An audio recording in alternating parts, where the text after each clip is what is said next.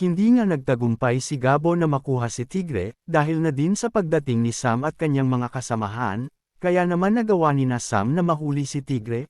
Nabalitaan naman ito ng kanyang ina na si Isabel, pinagmamalaki nga ni Isabel ang kanyang anak, kaya naman sinabi nito na kailangan na malaman ni Ricardo ang tagumpay ng kanilang anak.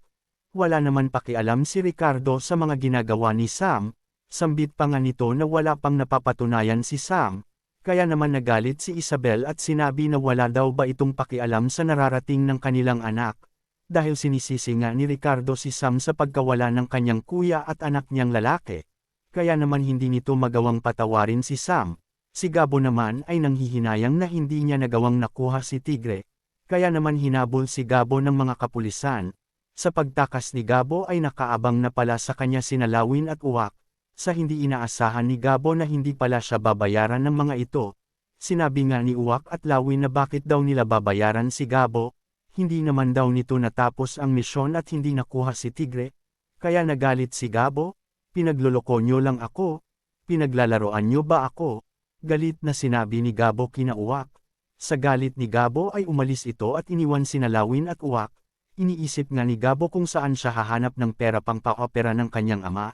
Sa pag-uwi ni Gabo ng bahay, sinabi nga ni Gabo sa mga kaibigan niya na hindi siya binayaran, dahil hindi niya nagawang hulihin si Tigre at naunahan siya ng mga pulis.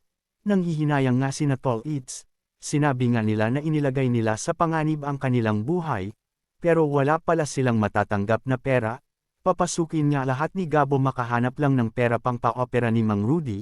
Sa likod naman ay nakita ni Ibyang si Aling Betchay at Pakito. Nagselos nga si Ibyang at galit na sinabi na ano ang ginagawa ni Betchay.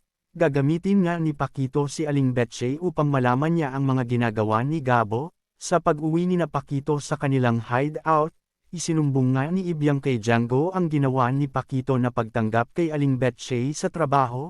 Kaya naman nagulat si Django at tinanong nito sa kanyang ama kung bakit nito tinanggap si Aling Betchay. Nagpaliwanag nga si Pakito kay Django na gagamitin nila si Aling Betchay.